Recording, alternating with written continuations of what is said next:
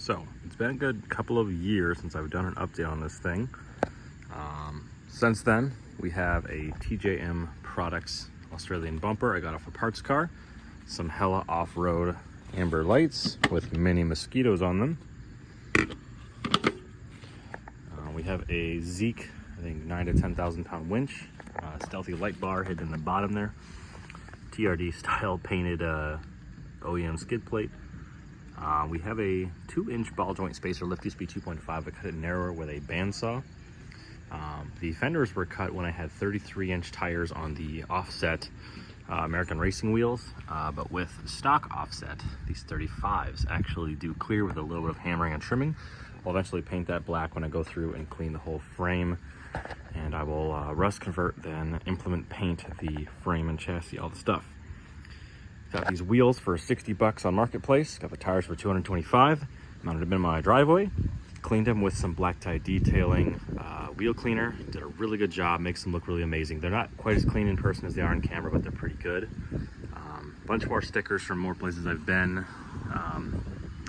22RE Raceworks. That'll be discussed later. Not a Jeep. That's a fun Facebook page. Basically all the off-roaders that are not Jeeps. This was from my honeymoon back in 2023. It's not actually a Jeep, but it was an off-road store and it had good stickers. My wife did these custom engraved painted taillights, which have not weathered that well. It has like a arts and crafts acrylic cover. It needs to be a proper like 2K clear. Might see if I can buff that off and re-clear, but I don't know if it'll destroy the drawings. Got some off-road lights that used to be in my front bumper, and I've installed them, used the power wire from my subwoofer to power these for nighttime camping, backing up, blinding people that are tailgating with their high beams on, etc. The rear is a 4-inch lift spring from ProComp on eBay. Cut down about 2 coils to be a strong 2.5-inch lift. Don't mind the hose clamp there that fell out the back before. Forgot to put it away. It is a 4-crawler drop link for the panhard bar. I raised the load sensing proportioning valve a bit, made a custom 2.25-inch exhaust. I don't know, old pieces, I need to replace that. Also put a 31-inch spare back underneath, as it gives you the flat level with the trailer hitch for the most departure angle. We have 4X Innovations rock sliders, straight out of Platteville, Wisconsin. We represent the locals here. That's pretty great. We have ASN lockout hubs. I'm not sure if that was there before or not, but yeah, these 35s, they're pretty cupped, they're pretty rough, but for 225 bucks, plus the wheels for 60 bucks, less than 300 all in, I'm pretty stoked to run them for a while and decide if I like 35s, and then I can buy some nice ones when I have money, which I don't have right now. Pardon the slight mess on the interior. We have a paracord wrap on the steering wheel. I bought enough for this section and this section, ran out, went back to the store, and they gave him the same like color but newer roll, this other one, which is slightly different sheen and color, whatever. We got a fun little shifter hoodie on the 4-low shifter. We have a power panel here, which gives you the voltage of the vehicle, which reads upside down, as it wasn't able to mount the other way around. My dad installed that for me for my birthday. Also has these fun little LED lights up top. Still rocking the old JVC stereo. It's a little but we're not replacing that until we absolutely need to. Wireless charging phone mount. I hauled some 2x4s in here, so I had that down there. Headliner's still doing pretty good. Replaced the rear window seal recently. Actually, that worked really great. They still sell those. It's called the rear tailgate assembly hook. Don't ask me why the heck they call it that. It's pretty ridiculous. Let's go under the hood.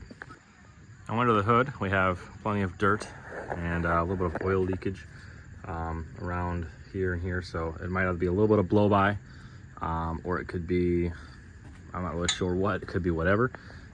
We have a bit of a newer battery in here. I got these posts here so I could run winch stuff, off-road lights, all those things. I should probably have a cover on this for the positive side so it doesn't ever arc against there, though it is bolted down pretty securely. We have a newer radiator. It's not the old brass one, so it's not quite as good, but it never overheats even in like 90-degree weather out here in Wisconsin.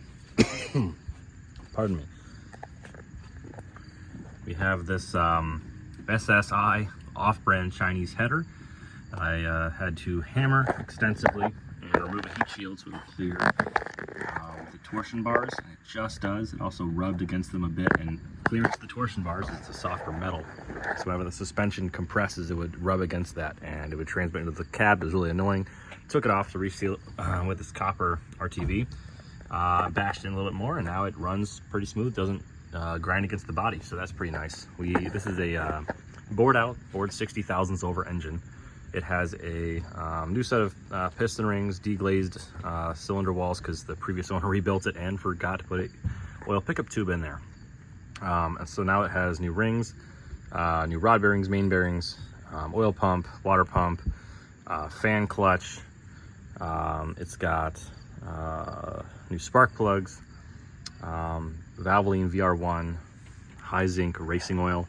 It has a Redline cams out of Oregon, Redline 268C torquer / crawler cam. So 2 to 4,000 RPM is fabulous.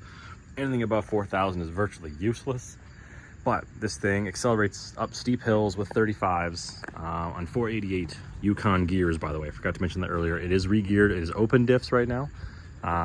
But yeah, this thing with emissions deleted and the header and the cam and the fresh engine. That it's the first engine I've ever rebuilt, I guess. I didn't do the piston rings, but I did everything else. So it's running great. I think I'm getting 20 to 22 miles per gallon even on 35s. It's my first fuel tank with these, but the speedometer is perfectly accurate with the gearing. So these are probably running a little bit small for a 35 then. If I had a full tread, it'd probably read 1 to 2 miles an hour over at like 30 miles an hour. But it's, or read under, I'm sorry. But it's pretty good. We got the window tint on here, 30%. I believe I got it right before my honeymoon, so I'd have some extra privacy for driving to reduce eye fatigue on long trips. It's also got a newer windshield in here, as the old one cracked after I parked it for my honeymoon.